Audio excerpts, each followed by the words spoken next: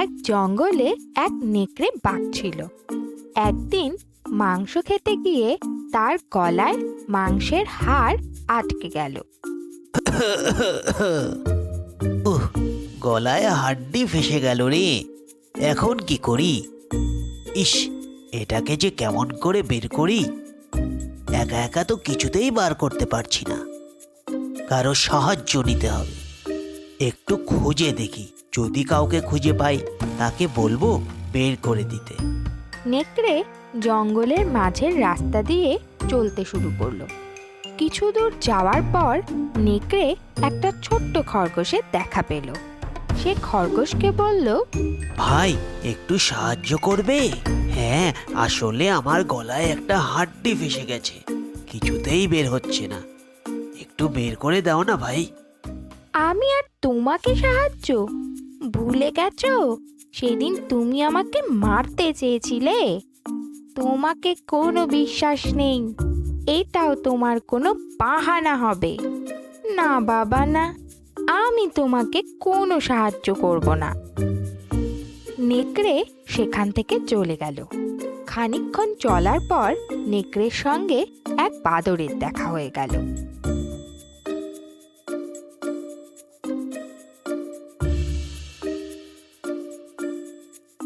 ও বাদর ভাই, তোমার একটু সাহায্য প্রয়োজন। তুমি তো আমার পুরনো বন্ধু। বন্ধু, আমার গলায় একটা হাড্ডি ফেসে গেছে, ভীষণ ব্যথা করছে। তোমার তো লম্বা হাত, একটু বের করে দাও না ভাই। খাওয়ার সময় যত ঝামেলা, দেখতে পাচ্ছ না কলা খাচ্ছি? এখন আর বিরক্ত করো না, যাও তো বাপু এখান থেকে। নেকড়ে মনের দুঃখে আবার হাঁটা শুরু করলো আর মনে মনে ভাবলো, এইবার যারই দেখা পাবো, যেভাবেই হোক তাকে রাজি করিয়েই ছাড়বো। হাঁটতে হাঁটতে নেকড়ে নদীর তীরে এসে পৌঁছলো।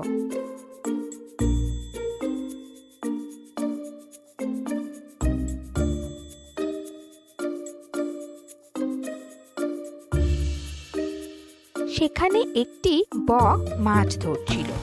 তার লম্বা ঠোঁট দেখে নেকড়ে ভীষণ খুশি হয়ে গেল। আরে, এতক্ষণে আসল লোকের দেখা পেয়েছি। বকের তো বিশাল লম্বা ঠোঁট, এ খুব সহজেই আমার গলা থেকে হাড্ডি বের করে দেবে। একে যেভাবেই হোক রাজি করাতেই হবে। এই ভেবে নেকড়ে বকের কাছে গিয়ে বলল, কি সুন্দর দিন না আজকে! জানো ভাই, এই নদীতে না অনেক মাছ আছে। তুমি একা পরিশ্রম করছো, তুমি চাইলে মাছ খুঁজতে আমি তোমাকে সাহায্য করতে পারি।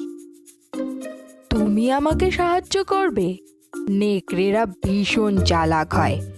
বিনা কারণে তুমি আমাকে সাহায্য করতে চাইছো? এর পিছনে নিশ্চয়ই কোনো কুমতলব আছে। না না ভাই, তুমি আমাকে ভুল বুঝছো।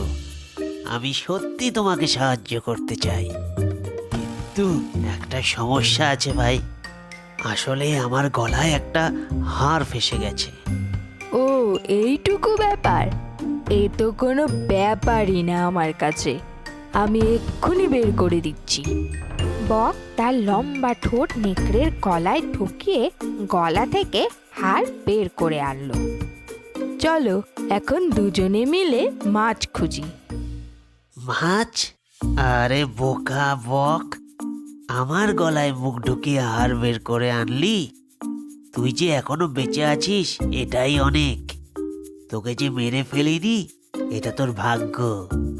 এখন এখান থেকে ভেগে যা, নাইলে আজ তোকে আর বাড়ি ফিরতে হবে না। বক ভয় পেয়ে সেখান থেকে উড়ে চলে গেল। এই গল্প থেকে আমরা